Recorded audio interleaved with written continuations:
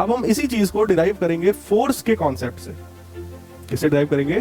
Force के concept से। अगर लिक्विड, भाई सोचिएगा, अगर लिक्विड ट्यूब में राइज कर रहा है तो कोई ना कोई फोर्स तो होगा ना यार, जो उसको ऊपर की तरफ ले जा रहा है, तभी तो लिक्विड ऊपर जा रहा है। कोई भी ऑब्जेक्ट अपने आप डिस्प्लेसमेंट नहीं कर सकता जब तक आप उसके ऊपर कोई फोर्स न लगाए। तो आपने क्या देखा कि भाई मान लो ये ट्यूब है, ठीक है, इस ट्यूब में मान लीजिए जो लिक्विड है वो ऐसे राइज होने वाला है, यहां तक लिक्विड राइज होगा। तो ये इसका मैं मेनिस्कस बना रहा हूं, कुछ इस टाइप का इसका मेनिस्कस है, ठीक। लिक्विड कितना राइज कर गया? Let us suppose h height वो राइज कर गया, ठीक है। ये h हम लोगों ने कहां तक माना है? यहां तक, मतलब इस लेवल तक, इस लेवल तक की हाइट हमने h मानी है, मतलब मेनिस्कस के नीचे तक। समझ आया? अब जरा सोचो, अगर ये ऊपर राइज करना है तो यहाँ कोई ना कोई बेटे रिस्पॉन्सिबल फोर्स होगा। कौन सा फोर्स है जो इसको ऊपर की तरफ लेके जा रहा है? इसके बारे में सुनो भाई। यहाँ पर जब तक हमको नहीं पता था कि ये राइज कर रहा है, तब तक हम तो यही मान रहे थे ना कि ये तो सेम लेवल तक रहेगा। भाई जब हमको आइडिया नहीं था कि ये राइज होने वाला है तो हम तो ये कहेंगे कि ये ट्यूब है, इस ट्यूब में लेवल यहीं तक रहेगा, ठीक। इतना बस हमको पता था कि मेनिस्कस ऐसा हो जाएगा, इस चीज को हम मान रहे थे क्योंकि ये चीज हम पढ़ चुके हैं पहले। बोलो यार, ठीक। अभी हमने इसी चीज को प्रूव किया था, लेकिन प्रेशर से, कि यहाँ का प्रेशर P है, यहाँ का प्रेशर P है, यहाँ का P है, लेकिन यहाँ का P -2T/R, उससे प्रूव किया था। अब इसी चीज को हम दूसरे मेथड से देख रहे हैं। देखो, जो सरफेस टेंशन होता है वो हमेशा इसके टेंजेंट में होता है, तो वो सरफेस टेंशन तो कुछ ऐसा हो गया, दोनों तरफ सरफेस टेंशन इधर की तरफ है। ये एंगल कितना है भाई? थीटा। तो एक कंपोनेंट इधर हुआ T cos थीटा, बोलो यार, और एक कंपोनेंट इधर की तरफ हो गया T sin थीटा। समझ आ रहा है? जो T sin थीटा है, जो T sin थीटा है, उसकी वैल्यू क्या हो जाएगी? T sin थीटा क्या हो जाएगी? जस्ट अपोजिट है, तो इट विल बी कैंसिल्ड। एक दूसरे को क्या कर देंगे? कैंसिल कर देंगे। नेट सरफेस टेंशन इसके ऊपर किधर की तरफ लगा? ऊपर की तरफ। सरफेस टेंशन जो होता है वो force per unit length, E = F/L पढ़ा है। तो फोर्स कितना हुआ? T × L। कितनी लेंथ पर ये सरफेस टेंशन लग रहा है? कितनी लेंथ पे लग रहा है भाई? ट्यूब है, सोचिएगा जरा, ट्यूब में पूरे पे लिक्विड ऐसे है, तो इस पूरी लेंथ पे लग रहा है ना भाई। आपने उस जगह को चूज किया जहां पर लिक्विड ट्यूब पे चढ़ा हुआ था, ऊपर की तरफ लिक्विड चल रहा था, इसी को मेनिस्कस बोलते हैं, ठीक। तो इस जगह को तुमने चूज किया ना, लेकिन ये जगह किसी एक पॉइंट पर थोड़ी ना होगी, तो पूरे ट्यूब में होगी। तो कितनी लेंथ पर सरफेस टेंशन लग रहा है? 2πr। तो टोटल फोर्स बेटे कितना हुआ ऊपर की तरफ? कितना हुआ? Net force in upward direction will be 2πr × T cos theta. कुछ बात समझ आ रही है? ये नेट फोर्स हुआ किधर की तरफ? पक्की बात है, यही वो फोर्स है जो लिक्विड को ऊपर की तरफ ले गया, ठीक। लिक्विड राइज कब तक होगा? जब तक ये फोर्स लिक्विड के वेट के बराबर ना हो जाए। बोलो यार, ऊपर का फोर्स तुमने लगाया तो ऊपर का फोर्स क्या करेगा? चीज को ऊपर खींचने की कोशिश करेगा। खींच तब तक पाएगा जब तक ऊपर का फोर्स नीचे के फोर्स के जस्ट बराबर ना हो जाए। नीचे लगने वाला एकमात्र फोर्स कौन सा है? लिक्विड का mg, वेट। बात समझ आई? तो मतलब क्या हुआ कि ये जो फोर्स है बेटा, ये फोर्स किसके बराबर होगा? लिक्विड के वेट के बराबर। अब बताइए कि सर इतना जो लिक्विड राइज हुआ, इसका वेट हम कैसे निकालेंगे? तो यार वेट का फॉर्मूला क्या होता है? mg। m क्या है? मास। मास का मतलब क्या होता है? Volume into density.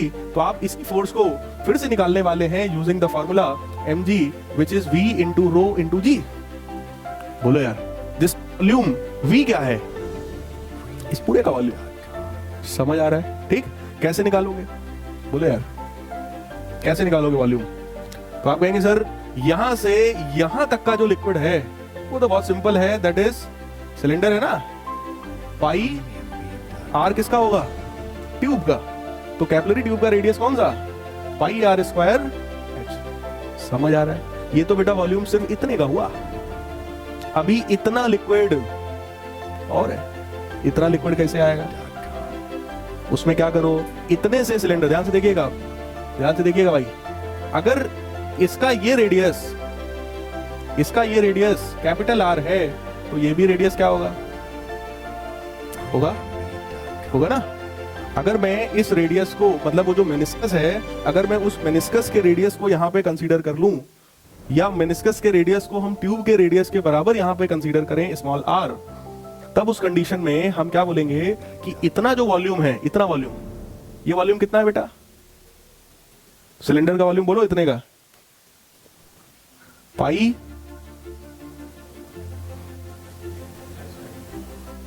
Capital R square into, फिर से आर, मतलब पाई आर क्यूब। बोलो, नहीं बनेगा? हाँ, अरे सिलेंडर का वॉल्यूम क्या होता है? पाई आर स्क्वायर एच होता है। अगर हम ये मान लें, ध्यान से सुनो, अगर आप कंफ्यूज हो रहे हैं इधर देखिए, अगर हम ये मान लें कि ये जो रेडियस है, ये रेडियस भाई किसका है? मेनिस्कस, उसका ट्यूब का है। बोलो यार, है ट्यूब का रेडियस, तो ये रेडियस भी किसका हो जाएगा? हालांकि मेनिस्कस का रेडियस है, लेकिन अगर मेनिस्कस का रेडियस ट्यूब के ही रेडियस के बराबर है, तो दोनों रेडियस आपस में बराबर है, आर आर। ठीक, तो इतने में जो पानी भरा होगा पूरे में, हालांकि पूरे में है नहीं, हम क्या करने वाले हैं, बात को सुनिएगा, हम इतने सिलेंडर का वॉल्यूम निकाल करके उसमें से इस हेमीस्फीयर का वॉल्यूम घटाने वाले हैं, क्योंकि पानी देखो ऐसे भरा हुआ है, ये है पानी, इतने में भरा है। तो हमने दिमाग क्या लगाया कि भाई इतने सिलेंडर का पूरे का निकाल के इतने का वॉल्यूम इसमें से घटा देंगे। बात समझ आ रही है? तो ये चीज बेटा कैसे हो सकती है? पाई आर क्यूब माइनस, अब बताओ भाई हेमीस्फीयर का वॉल्यूम कितना होगा? 2/3 पाई आर क्यूब। क्या ये बात समझ आई? हमने पहले इतने सिलेंडर का वॉल्यूम तो सिंपल निकाला, पाई आर स्क्वायर एच, ठीक, फिर इतने का और निकाल के उसमें हेमीस्फीयर का सेपरेट कर दिया, ये आ गया नेट वॉल्यूम ऑफ द लिक्विडाइज्ड। सही है? और ये दोनों फोर्सेस आपस में क्या होंगे भाई? So pi r square h plus pi r cube में से 2/3 पाई आर क्यूब घटाओगे तो क्या बचेगा? Pi r cube by 3। क्या कॉमन ले सकते हैं हम लोग? Pi r square h plus r/3 into rho into g. ये फोर्स किसके बराबर होने वाला है? तो दोनों फोर्स जैसे ही आप बराबर करेंगे, 2 pi r T cos theta is equal to pi r square h plus r/3 into rho into g. अब देखो जरा ध्यान से, क्या क्या कैंसिल होने वाला है भाई? पाई आर से पाई आर, ठीक है। यहां से मैं लिख रहा हूं, देखिएगा ध्यान से, 2t cos थीटा भाई रो जी, मतलब ये सब चीजें मैं नीचे भेज रहा हूं, ठीक है। यहां से मैं h निकालना चाहता हूं, ठीक है, तो r रो जी, तो मैंने सीधे सीधे नीचे भेजा, माइनस माइनस, बोलो ये इक्वल टू होगा h के। ध्यान से देख लो भाई, 2t cos theta upon r row ji minus r/3।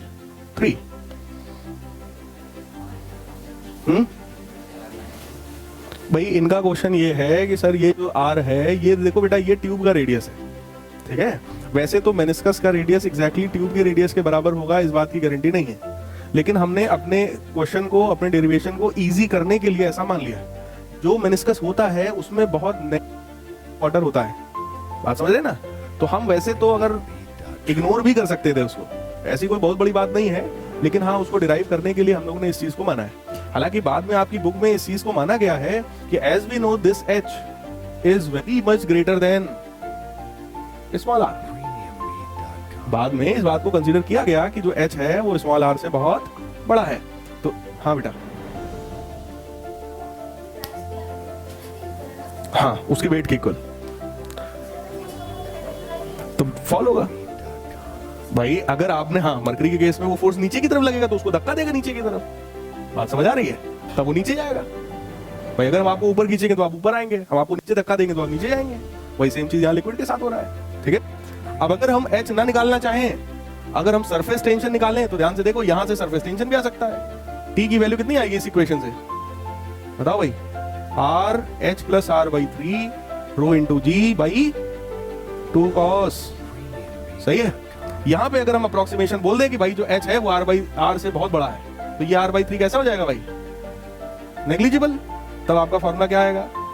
t is equal to r h rho g by 2 cos theta आएगा। और यहां से अगर आप h निकालेंगे तो h की वैल्यू कितनी आएगी? 2t cos theta by r, कितना आएगा? 2t cos थीटा बाई, यहां से निकालो h की value 2t cos theta by r rho g, और यही सेम वैल्यू आपने डिराइव की थी अभी थोड़ी देर पहले।